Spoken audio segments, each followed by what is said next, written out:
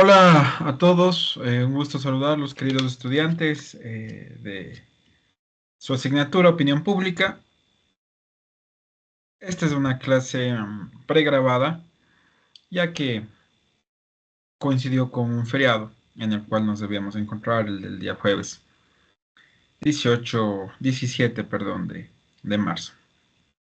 Ok, chicos, y como es importante que ustedes, queridos estudiantes, estimadas estudiantes, es importantísimo que ustedes continúen fuerte con este inicio que hemos dado ya al abordaje de la opinión pública. Es imperante que ustedes puedan revisar esta videoclase pregrabada para, como bien les dije, continuar con su abordaje, con este primer encuentro, con estos acercamientos acerca de lo que refiere, de lo que significa, de lo que comprende la opinión pública. En la clase anterior habíamos visto ya de manera macro varios conceptos de lo que es la opinión pública. Y sobre todo de estos conceptos habíamos visto y reflexionado sobre de qué manera se puede producir, originar, generar la opinión pública y qué actores la pueden producir y cuáles son los procesos que estos deben cumplir para lograrla, para crearla y dónde se asienta también la opinión pública. Ok. Con este breve antecedente o recorderis de lo que fue la clase anterior. Ahora, en esta videoconferencia número 2, que justamente aborda los antecedentes de la opinión pública, por supuesto también algunos conceptos como sus orígenes e historia mismo, entenderemos a profundidad ya, y nos tomaremos el tiempo necesario para poder entender estos orígenes, estos antecedentes de la opinión pública, incluso cuáles fueron sus precursores o los pensadores que empezaron a denominarla como tal. Ok, una vez dicho esto, es importante entender que la expresión de opinión pública se utilizó por primera vez en 1750, cuando el gran pensador filósofo Rousseau presentó su discurso sobre las ciencias y las artes. Aunque este pensador es reconocido como el pionero de esta noción, las bases teóricas de la opinión pública más bien se le atribuyen a los fisiócratas. Ustedes comprenden muy bien en quiénes son en el tema y en la clave de introducción al pensamiento económico y cuál fue su aporte.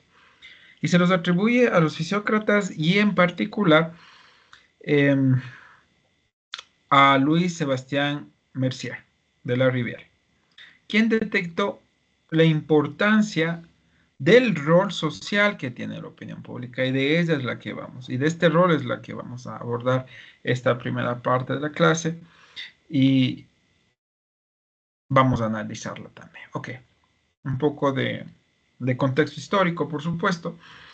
Desde finales de la Edad Media hasta el siglo XVIII, una serie de transformaciones sociales y culturales comenzaron a modificar la mentalidad colectiva, haciendo que las personas tomaran conciencia sobre la opinión pública como una fuerza crítica y moral en la sociedad. ¿Sí? Entonces, este es un eje fundamental, este hito en la historia. Quedémonos con este clivaje, con estos términos, mentalidad colectiva. El Renacimiento promovió también por su parte una mayor confianza en el razonamiento humano y la autonomía de la razón, mientras que la revolución científica aportó una nueva perspectiva con figuras como Galileo, defendiendo un enfoque basado en pruebas empíricas y lógicas. Entonces, tratemos de correlacionar. Sí, finales de la Edad Media hasta el siglo XVIII, como habíamos dicho, transformaciones en la mentalidad cultural y colectiva. Y por supuesto, acompañados también desde el Renacimiento, una revolución científica que es la puerta de entrada para la sociedad o una revolución de la sociedad del conocimiento también se la puede entender, pero basado en enfoques, en fundamentos empíricos y lógicos. Sí, un poco este es el contexto también en el que viene a aparecer la opinión pública. Recordemos que el texto que vamos a trabajar o las aportaciones teóricas, los lineamientos y planteamientos que acá los expongamos, los reflexionemos, están y vienen de parten y se originan de Cándido Monzón. Ok, avancemos. En cuanto a un modelo clásico de la opinión pública y sus pensadores, este modelo precisamente de opinión pública toma forma en el contexto del surgimiento de las democracias, aspecto clave que también lo vamos a correlacionar en las siguientes clases, es decir, la opinión pública y la democracia, donde el poder se limitaba por la acción del público. Esta transformación se tradujo en la creación de una división de poderes que los regulaba y mitigaba, por supuesto, el absolutismo, cambiando la concepción del ciudadano de súbito pasivo a individuo activo capaz de influir en el gobierno. O sea, este era el supuesto que buscaba justamente este modelo clásico de la opinión pública de sus pensadores, pasar de una forma, de un estado pasivo, inactivo, a un estado más bien activo, capaz de generar cierta influencia en el gobierno. Pero ya vamos a entender qué tan efectiva fue o qué tan real fue esta teoría del modelo clásico, en que las personas, los hombres, los sujetos pasen de ser entes pasivos a entes activos e incluso con capacidad de influir en el gobierno. Ya lo vamos a ir exponiendo, entendiendo y reflexionando. Por supuesto, este modelo implica una nueva dinámica en la que el poder ya no es una prerrogativa divina, sino que emana del pueblo. Eso en principio fundamental y hasta filosófico, como lo propuso el pensador Rousseau. Esta evolución gravitó hacia un enfoque en la participación ciudadana y, como decía, en la toma de decisiones, culminando en un cambio fundamental de la relación entre gobierno y gobernados. En resumen y en síntesis, se pueden empezar ustedes a ya entender esta dinámica, es como que gracias a esta opinión pública o gracias a tal vez estar inmiscuido dentro de ella, existen más presencias, todavía no me quiero referir a voces, pero sí más presencias en una relación, por ejemplo, gobierno y gobernados, o en una relación que habíamos dicho, ¿no? De influencia en el gobierno. Entonces empiezan a aparecer otro tipo de actores en esta llamada o como generadores de esta opinión pública, según el modelo clásico de la opinión pública y sus pensadores. Una nueva concepción. El ciudadano se transporta, se transforma, de ser un pasivo a ser un activo. Ok, continuemos.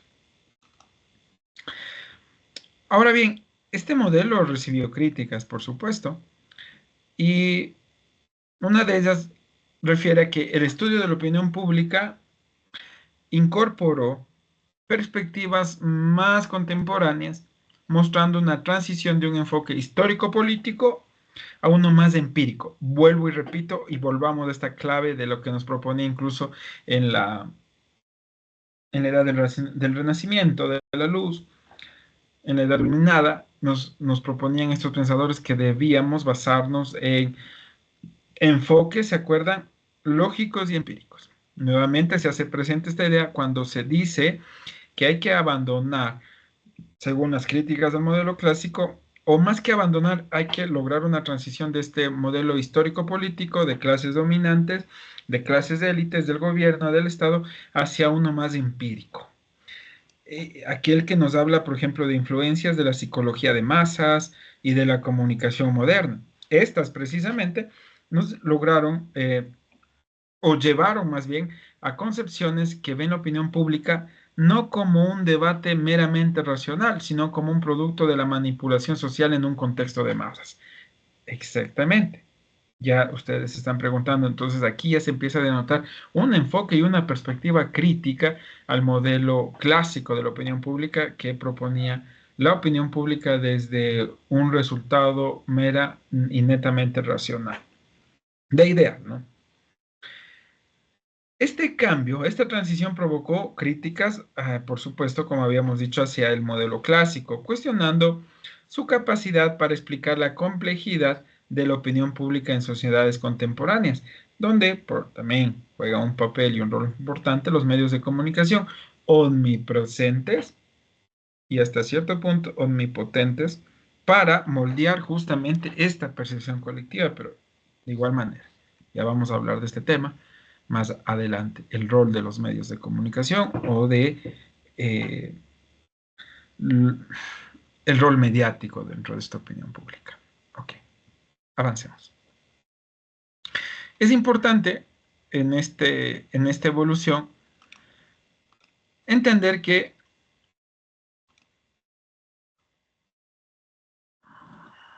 hay un modelo de pensamiento clásico, hay una crítica a ese modelo y por supuesto, en esta crítica a modo de producción de pensamiento, perdón, ideológico o de planteamiento teórico también, justamente el planteamiento marxista aparece y quiere también dejar planteadas ciertas ideas. Una de ellas es que justamente desde su perspectiva o desde la perspectiva marxista, la opinión pública no es un reflejo del sentir popular, sino un constructo impuesto por la clase dominante. Entonces, hagamos aquí una pausa importante para ir reflexionando los conocimientos que estamos obteniendo. La opinión pública aparece ya con este sentido histórico-político desde la Edad Media mismo que habíamos determinado, tiene una evolución hacia la opinión, el modelo de la opinión pública desde el enfoque clásico, en el que repunta que evidentemente la opinión pública se origina desde un debate racional entre ciertos sujetos que componen este debate racional, viene una crítica directa a ese modelo y dice, ok, la opinión pública también puede estar en un modelo no solo de enfoque histórico-político, sino de un enfoque más bien empírico y lógico, ¿sí? Estas fueron, como les decía, las principales críticas hacia estos modelos clásicos y sobre todo con este enfoque, lo que se pretendía es que la opinión pública no solo podía estar en ciertos círculos o en ciertos espacios, ¿sí? Sino también podía ser entendida desde, como habíamos dicho en la anterior clase, desde un concepto sociológico de control social, y con este también podemos incluir a las masas.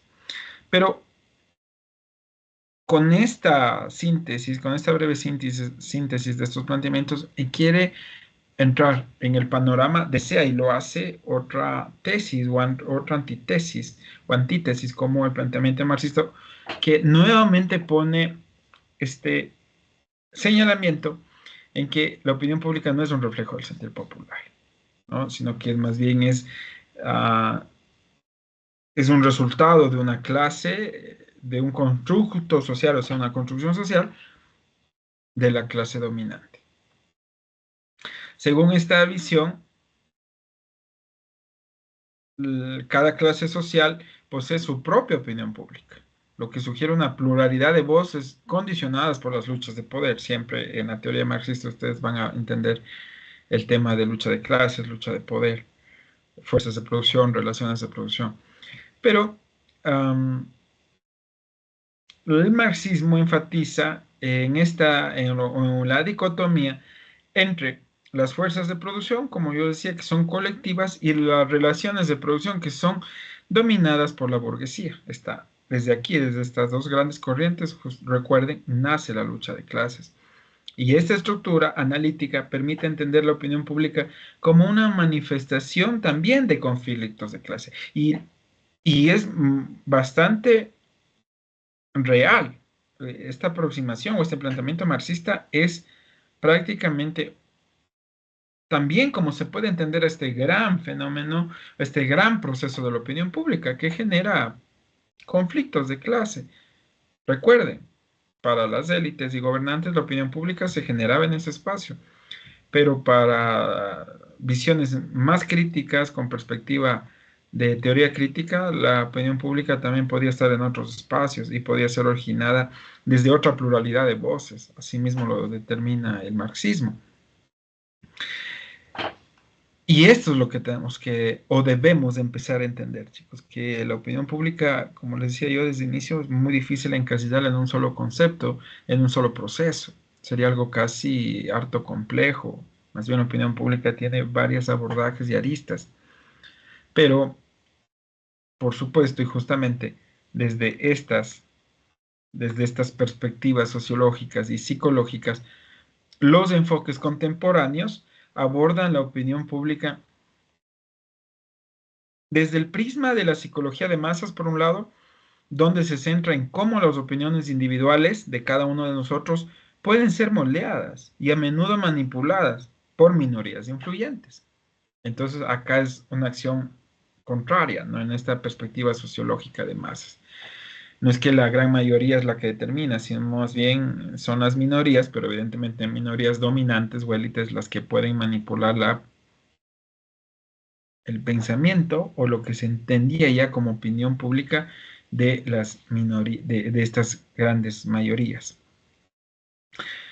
Por ejemplo, se plantea que en ocasiones la opinión pública es más una expresión de un grupo reducido que una discusión colectiva.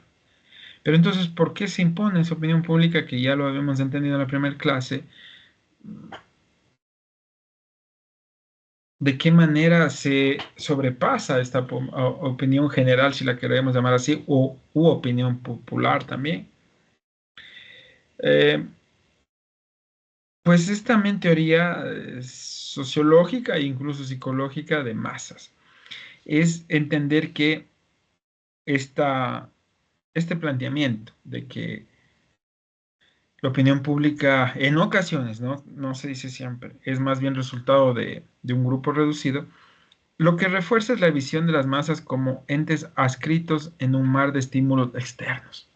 ¿Y a qué nos queremos referir con eso? O sea, que esa masa absorbe, homogeniza, quita identidad. Quita identidad por la acción propia de la masa y quita identidad por la acción propia del individuo que no quiere descubrirse como tal o tener esta particularidad dentro de la masa. ¿Sí? Entonces hay un doble efecto ahí y logra el propósito. Ahora bien,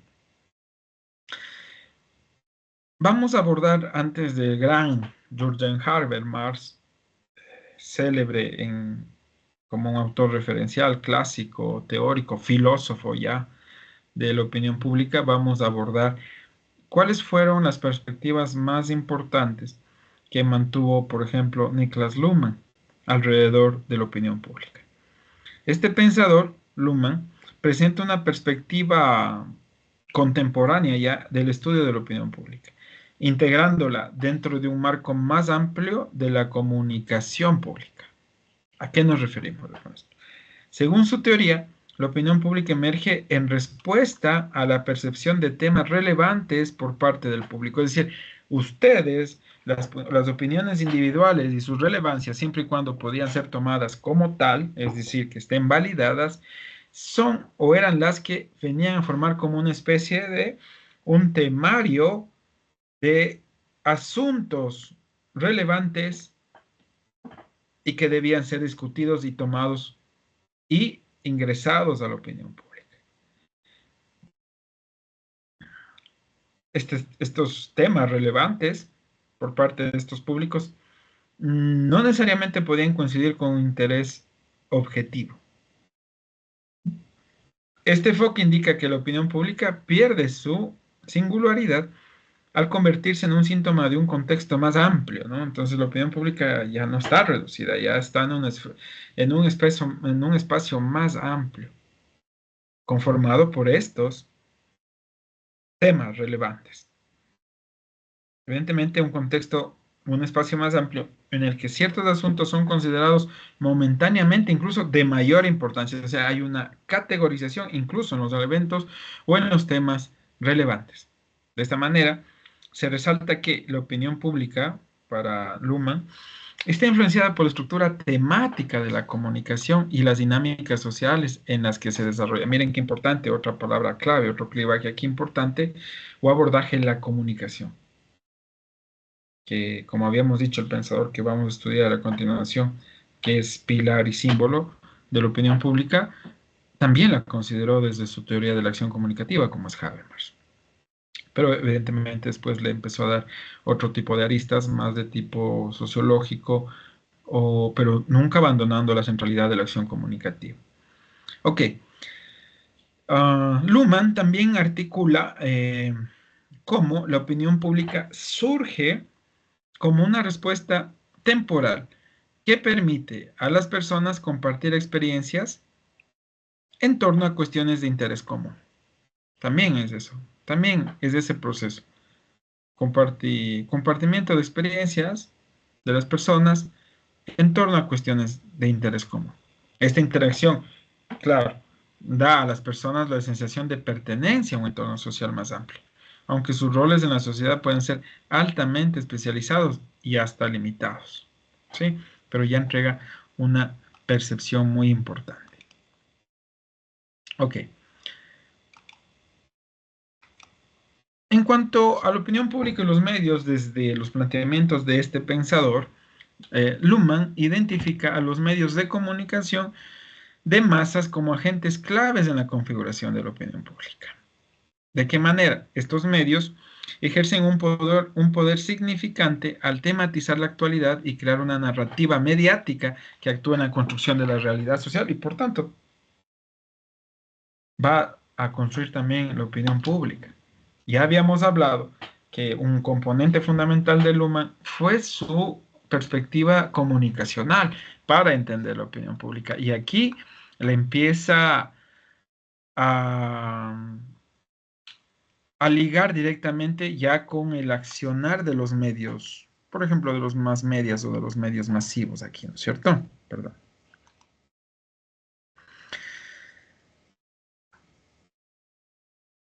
A través de esta tematización, por ejemplo, como les señalaba, hay una homogenización de las perspectivas y gustos del público. Acuérdense que ya habíamos hablado de perspectivas cuando estábamos proponiendo que desde el pensamiento o planteamiento de este autor, de Luhmann, los medios ejercen un poder desde las perspectivas de la construcción o desde la construcción de la realidad social. Aquí se empieza a evidenciar con esta tematización. Recordemos, hay una homogenización de las perspectivas y gustos del público o de dónde empiezan los medios también a tomar partida para ejercer esta narrativa mediática y de una u otra manera también influenciar o incidir o ser parte de la construcción de la opinión pública. En este contexto, por tanto, los medios de comunicación organizan y presentan una realidad que casi siempre o a menudo es vista como la única perspectiva posible por la audiencia. Porque claro, son los medios de comunicación, no son los que transmiten la realidad social, no son los que median entre el mundo social, la fenomenología del mundo social y precisamente los integrantes de este mundo social, o sea, las audiencias, los públicos, las personas. Pero lo que hacen los medios, como bien lo dice Luhmann, es más bien tratar de homogenizar una perspectiva única, contribuyendo hacia una cultura pública homogénea a pesar de la diversidad, de la mega diversidad social. Ese es el carácter y ese es el efecto, el alcance, el impacto de los medios de comunicación, ¿sí? Esta homogenización. Ok. Ok, hasta acá hemos entendido de una manera muy sistemática o en tema de evolución la cuestión de estos antecedentes de la opinión pública, de ciertos orígenes, de contextos históricos, de modelos clásicos, de críticas fuertes, estos modelos. y también hemos empezado a sentar esta opinión pública desde Luhmann, que proponía esta desde dos grandes aristas, desde la opinión pública como un proceso sociológico, control social también, y también, por supuesto, desde el efecto o el alcance, el rol de los medios en la opinión pública, que lo acabamos de ver. Esto para entender qué, de la siguiente manera, o para entender a este gran pensador al que vamos a, en el que vamos ahora ya a trabajar. Un poco en breve contexto. Habermas, evidentemente, de los nuevos pensadores de la Escuela de Frankfurt, de teoría crítica, de perspectiva y análisis emergente y crítico, ¿verdad? Pensador y filósofo alemán, elevado a esta categoría de filósofo por la gran producción teórica e intelectual que entrega al mundo desde Europa, y sobre todo también porque es un referente en el momento de estudiar opinión pública desde dos grandes obras.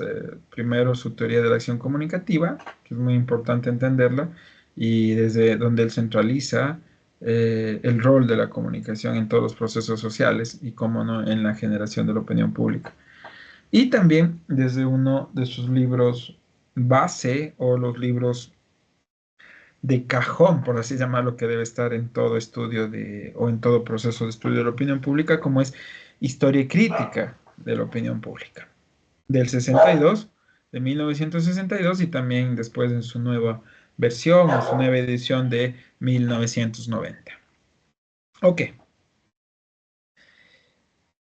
quisiera que se queden mucho con esta idea de que Habermas fue un pensador crítico, de perspectiva crítica, pero nos vamos a dar cuenta cómo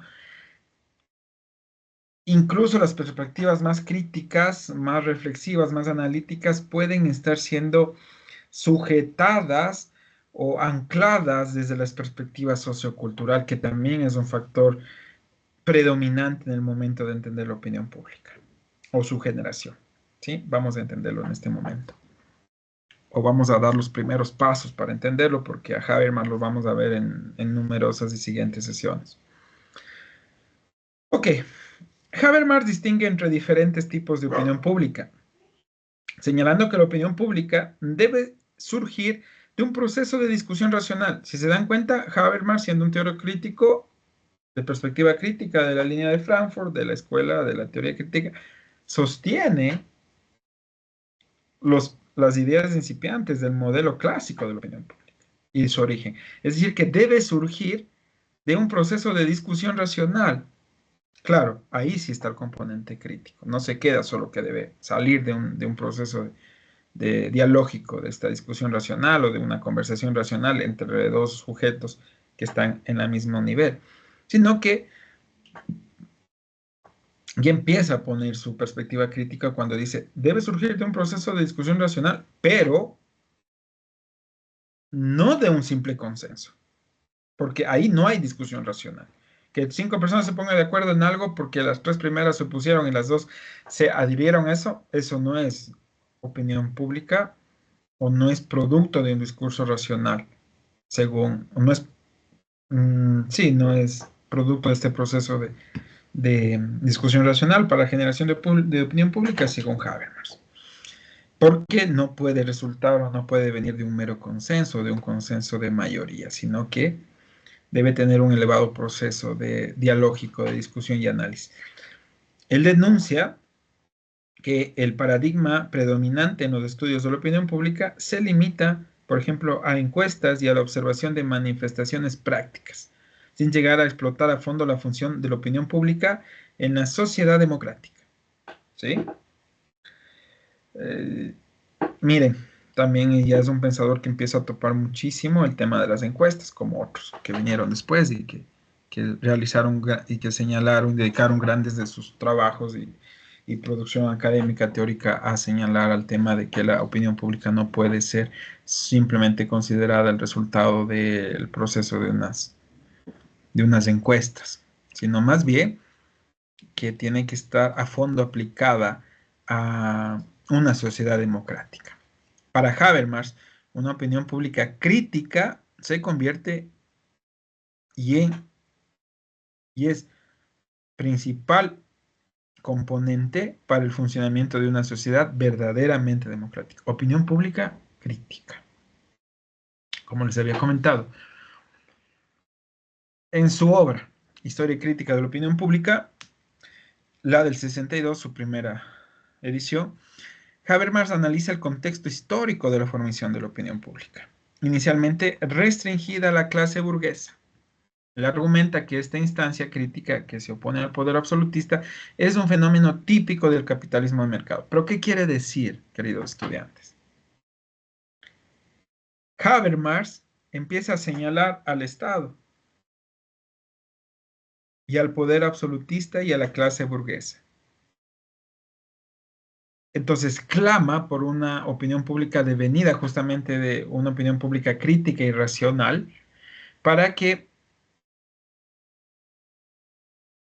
las personas, la ciudadanía entienda que no solo es la opinión que deviene de los funcionarios del Estado, ¿no es cierto?, de la burguesía, sino que se puede generar otro tipo de opinión pública validada de y resultado del proceso racional. Y que esta opinión pública sería ya una oposición al poder estatal o burgués. ¿Sí? Es lo que nos quiere decir ya de entrada Habermas, ¿no? Con el tema de cuál vendría a ser la función de la opinión pública. Si se dan cuenta, desde un abordaje epistémico, teórico, su fundamental idea o propósito era entender cuál era la función de la opinión pública, más no del todo saber cómo se estaba generando o cómo era el proceso de la obtención de la opinión pública o la creación, una vez que él ya deja claro quiénes generan opinión pública, ¿no? Que es una clase que tiene capacidad de raciocinio o sujetos con capacidad de raciocinio. Y a la vez que critica a una sociedad burguesa, pues él también empieza a delimitar o a proponer ciertas bases para la generación de la opinión pública. Y vamos a ver entonces cómo crea o cómo da planteamiento a quienes crean la opinión pública. Es crítico del Estado y es crítico de la clase burguesa, pero vamos a ver que el componente sociocultural que lo rodea también lo hace caer de cierta manera en las mismas dinámicas, al decir quiénes crean y quiénes no son capaces de crear opinión pública. ¿Ok? Pero primero entendamos muy bien esta opinión pública como contrapeso, ¿sí?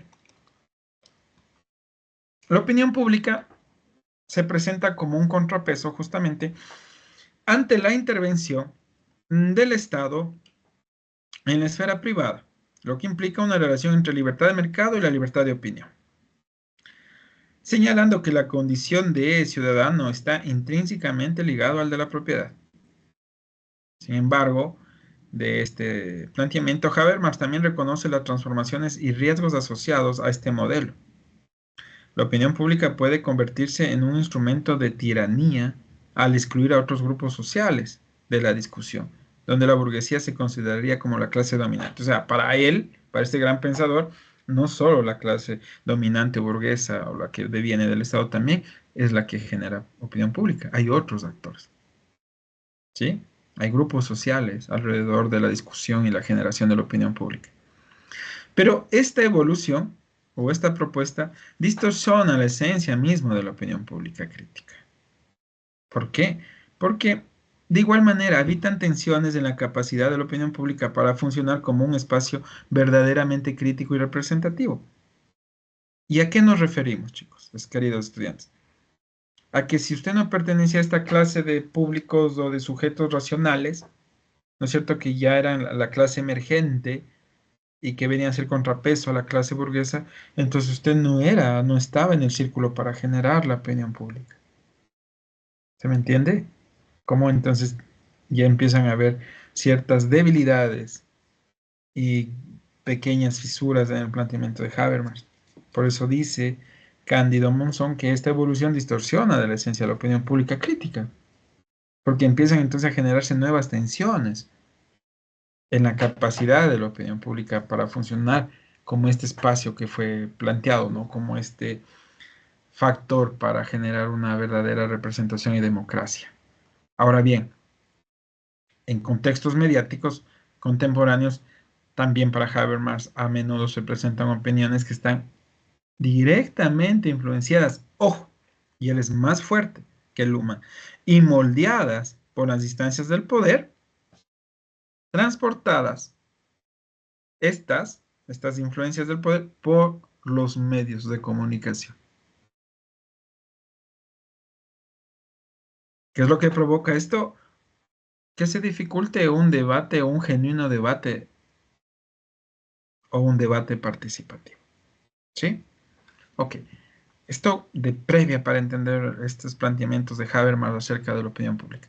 Pero ahondemos en este pensador y entendamos cuál fue el entendimiento, perdón, reflexionemos o analicemos cuál fue el real entendimiento de este autor acerca de la opinión pública. Y las va a proponer a través de tres grandes pilares o aristas. El espacio de debate, que después nosotros ya lo vamos a conocer como ya en la clase siguiente como esta esfera pública, o el espacio público también. La inversión estatal, por supuesto, y los medios que ya los determina como manipuladores. Ok. Habermas conceptualiza, por tanto, la opinión pública como un espacio donde los ciudadanos privados, o sea, privados y particulares, se reúnen para debatir asuntos de interés común, diferenciándolo de la esfera íntima a la que pertenece la vida familiar. Entonces, ciudadanos privados particulares se reúnen en espacios para debatir asuntos de interés común, pero que no tienen que ver con la esfera íntima del sujeto. Su análisis señala cómo el Estado ha invadido la esfera de la privacidad, del hogar, de la esfera privada íntima del sujeto, transformándolo en parte de la esfera pública. ¿Cómo logra esto? La opinión pública, según Cándido Monzón y la lectura de Habermas, entonces, la opinión pública se convierte en un componente crítico que confronta el poder estatal y que busca salvaguardar, proteger la privacidad individual frente a la intervención pública. Ese era uno de los propósitos también desde Habermas, ¿no? Que debía tener la opinión pública, resguardar estos espacios de vida, estos entornos íntimos para blindarlos de la inmersión o de cómo el Estado puede inmiscuirse en ellos. Habermas sostiene que los medios de comunicación, a los cuales denomina como medios manipuladores también, desde el punto de vista que manipulan estos procesos que yo les decía de cómo se transporta la clase o la opinión o la influencia de la clase dominante.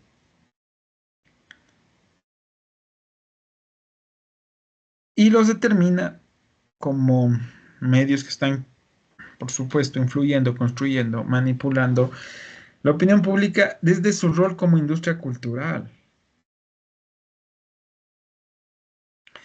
Juegan un papel crucial en la formación de la opinión pública, dice Habermas.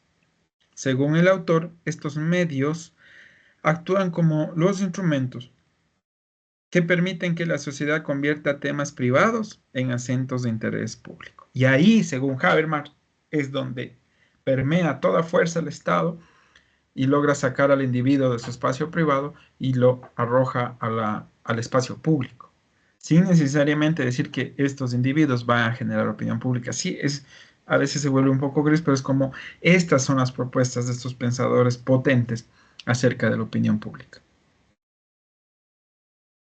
Sin embargo, también advierte Habermas sobre el riesgo de que esta mediación, este rol de los medios, dé lugar a una opinión pública manipulada, donde el consumo pasivo de información desmantele la capacidad crítica del público. O sea, ¿me entienden la dinámica? Es como que el medio infiere en su vida familiar, privada, lo saca, lo confunde, lo hace creer a la gente que sí puede generar o tener un espacio de influencia, como dijimos al inicio, ¿se acuerdan? Dentro de la opinión pública, pero realmente no, porque solo lo saca de ahí, lo desadhiere de su entorno más íntimo y privado para arrojarlo en un espacio en común, pero que no necesariamente puede ser un espacio desde donde se genere opinión pública validada por el raciocinio y la mejor idea, que es lo que siempre sostuvo Marx. Perdón, Habermas. Por eso es que incluye este gran componente de la industria cultural, porque la transformación de los ciudadanos en consumidores de cultura provee una apatía política. Entonces los saca, los coloca, pero al mismo tiempo de colocarlos, los inunda del efecto de mediático, los inclina y los motiva a ser consumidores de información y al mismo tiempo los empieza a invisibilizar, pues los masifica, los homogénea y les va sustrayendo esta capacidad crítica acerca de los temas de interés público o del discurso público, desde su misma, o incluso ya en un factor más grave, alejándolos de una participación activa en el discurso público. Sí, me encantaría que esta clase la volveríamos a revisar en algún momento y generáramos un debate al respecto porque es muy interesante y lo tenemos que lograr. Ok.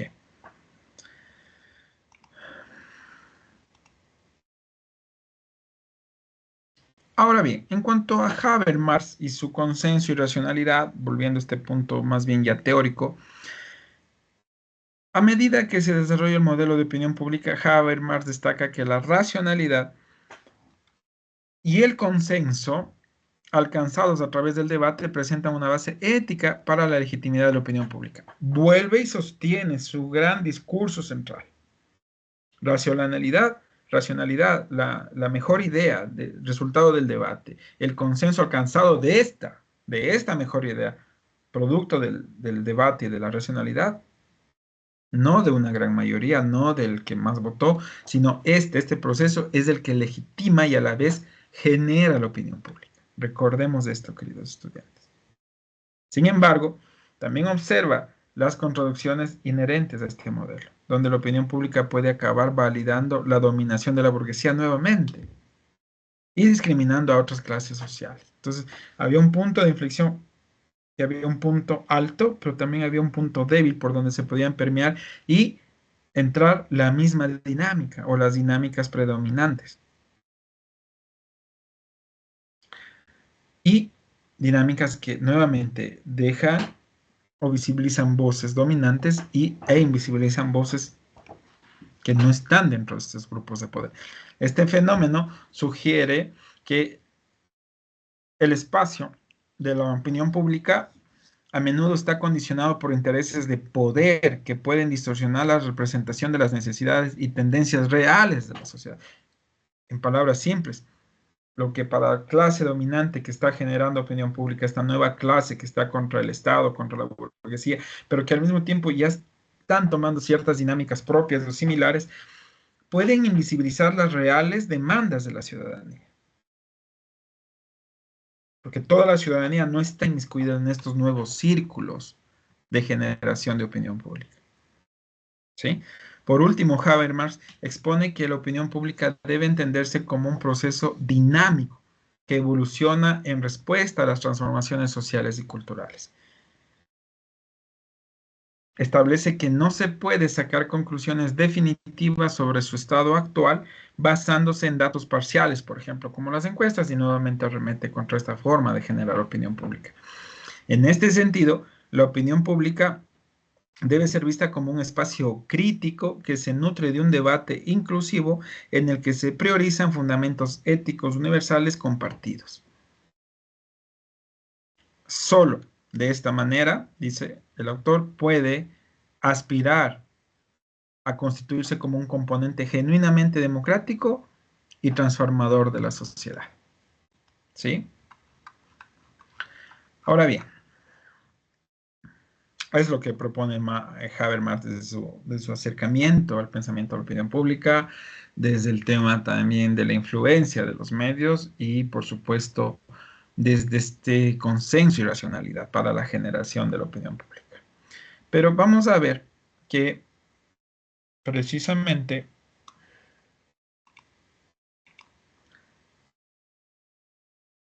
estos presupuestos de este gran pensador también tuvieron y fueron foco de críticas.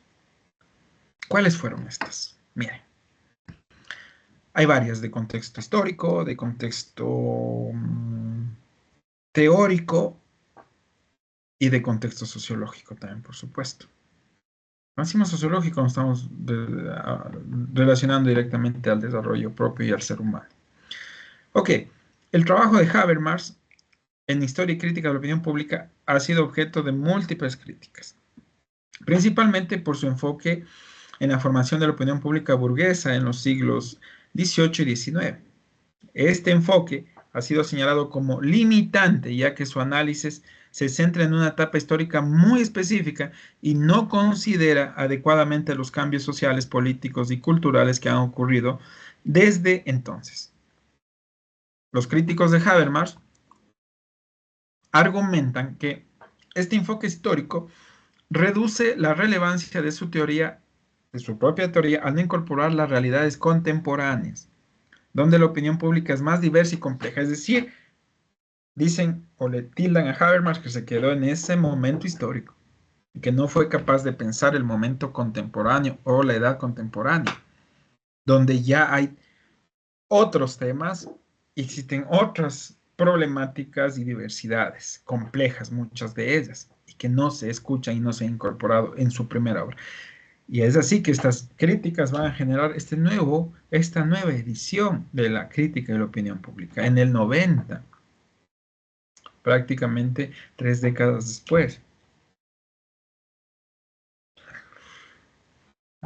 Además, se le reprocha a Habermas una concepción elitista de la opinión pública que deja fuera a amplios sectores de la sociedad. En su modelo, la opinión pública ideal parece favorecer a la burguesía, dejando a otros grupos, como el proletariado y las mujeres, en una posición de marginalidad. Ese es un aspecto importantísimo, ese es el aspecto sociológico, por ejemplo.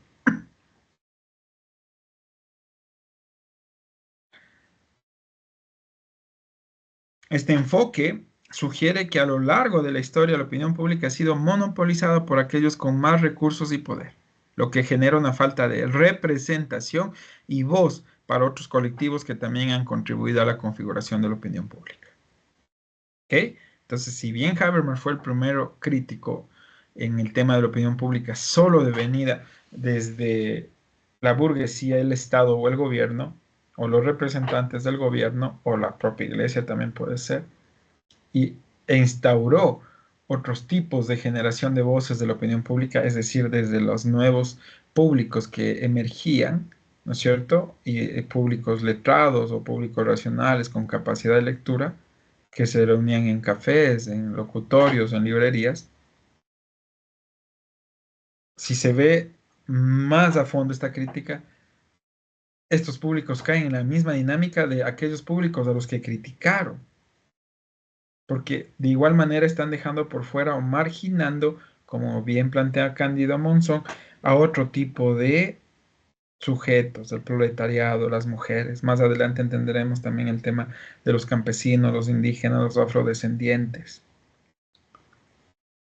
Entonces, esa es una de las principales críticas desde el aspecto sociológico a Habermas.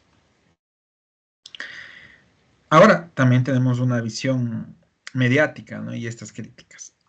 Los críticos, por supuesto, también señalan que Habermas no proporciona un análisis suficiente sobre la influencia de los medios de comunicación de masas y su papel en la distorsión de la opinión pública. Ojo, que Habermas viene también de una matriz de teoría de acción comunicativa, como yo les decía, pero esto no refiere o quiere decir de un tema de rol de los medios, es mucho más amplio el tema de la acción comunicativa del ser humano en sí.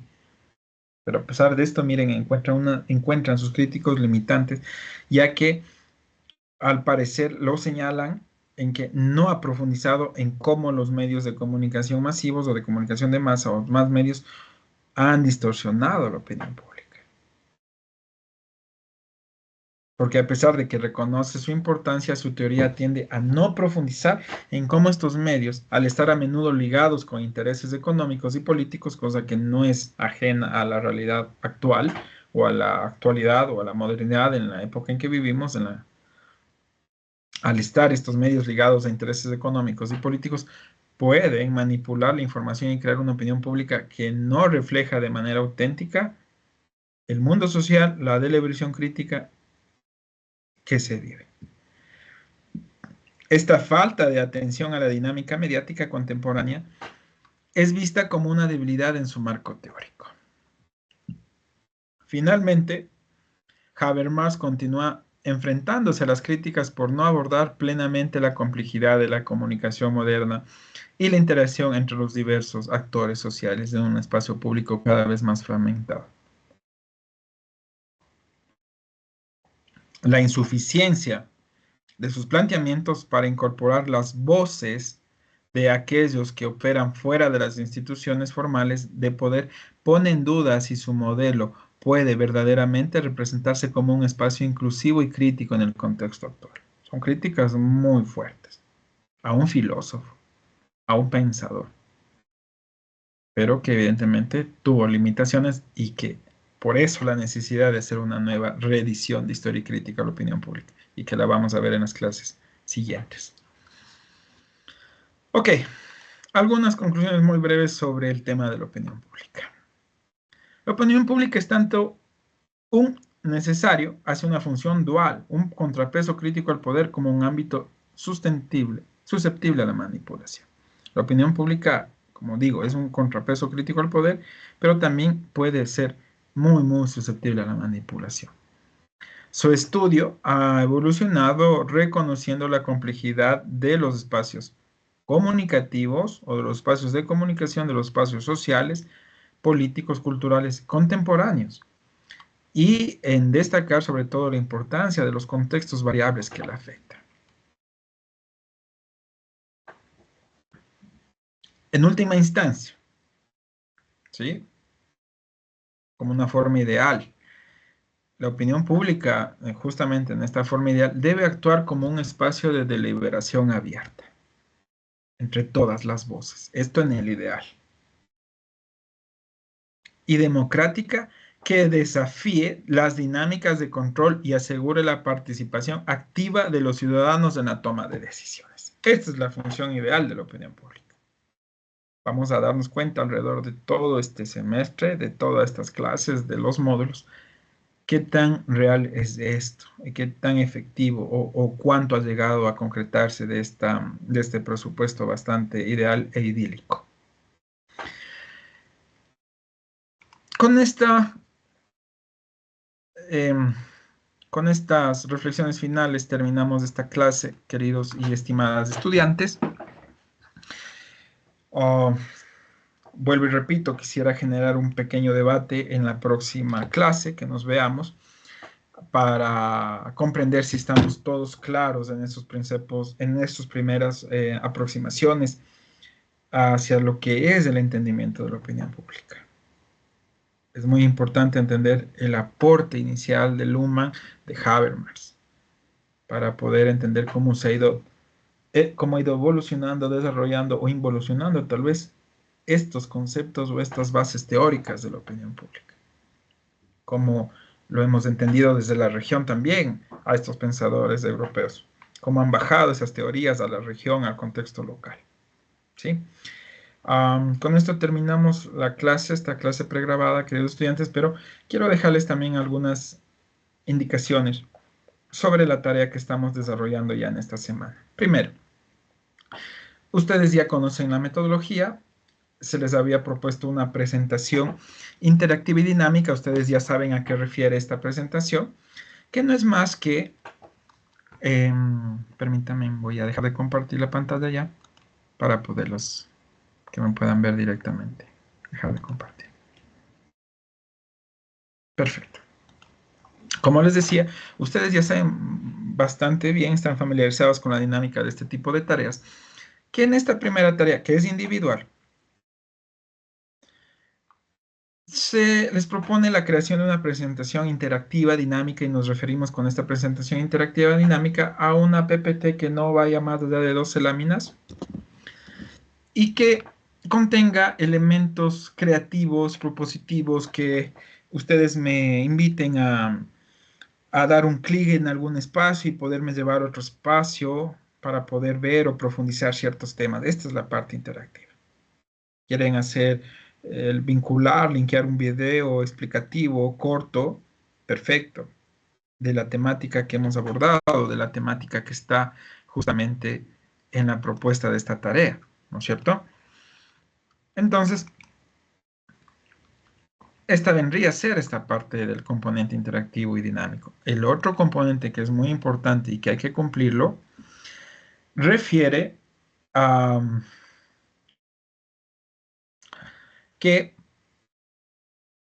esta PPT o esta presentación debe tener ciertos componentes particulares y muy potentes. Bueno, un índice, por supuesto, para tener claro dónde se encuentran los diferentes espacios, pero también, por supuesto, deben tener una introducción, un desarrollo y unas conclusiones. Y estos componentes deben estar, por favor, mucha atención, alimentados y sustentados, sobre todo, por dos citas, si no me equivoco, dos citas directas dentro de los contenidos, no como referencia bibliográfica, sino como dos citas directas, ¿sí? Dentro de los contenidos que vayamos desarrollando, como el contexto, la introducción, el contexto, el desarrollo y conclusiones. Mínimo dos citas, chicos. Así está propuesto también la rúbrica de evaluación y de calificación.